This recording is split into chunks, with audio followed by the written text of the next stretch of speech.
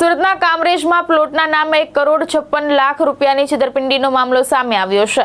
ખોલવડ ગામમાં નિર્માણ પ્રોજેક્ટ બતાવી 15થી વધુ લોકો પાસેથી પ્લોટ બુકિંગના નાણાં લેવામાં આવ્યા હોવાનો આરોપ છે।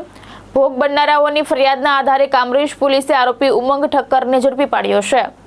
જમીનના ટાઇટલ ક્લિયર નહીં હોવા છતાં ખુલ્લા પ્લોટનું બુકિંગ લેવામાં આવ્યું હતું। વર્ષ 2026માં જમીન અન્ય વ્યક્તિને વેચી દેવાયા બાદ પણ પ્લોટ વેચીને છેતરપિંડી આચરવામાં આવી હોવાનો આરોપ છે।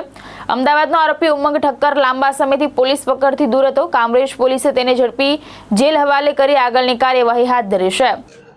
વર્ષ 2026 એપ્રિલ મહિનામાં કામરેજ પોલીસ સ્ટેશનમાં એક બીએનએસ કલમ 316-318 મુજબ ગુનો દાખલ થયેલો। આ ગુનાનો મુખ્ય આરોપી ઉમંગ હરિભાઈ ઠક્કર રહે અમદાવાદ સેટેલાઇટ કામરેજ વિસ્તારમાં ખોલવડ ગામમાં એક નિર્વાણા નામથી એક પ્રોજેક્ટ શરૂ કરેલો। આ પ્રોજેક્ટની અંદર ખરેખર એ જગ્યા એમને 2018માં કોઈ બીજાને વેચી નાખેલ હોવા છતાં ટાઇટલ ક્લિયર ન હોવા છતાં એમણે એક પ્રોજેક્ટ શરૂ કરી અને ખુલ્લા પ્લોટથી વેચાણ હેતુ માટે લગભગ અલગ અલગ 15થી 16 જેટલા સાહેદ અને ફરિયાદીઓના કુલ રકમ 1,56,00,000 રૂપિયા પ્રોજેક્ટમાં પ્લોટના બુકિંગ માટે લીધેલા।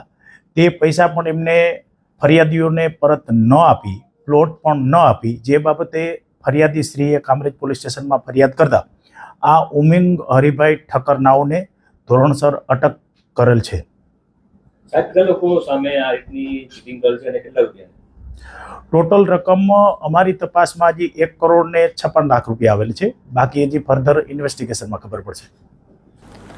ભાવેશ ઉપાધ્યાય, દ્રષ્ટિકોણ ન્યૂઝ, સુરત।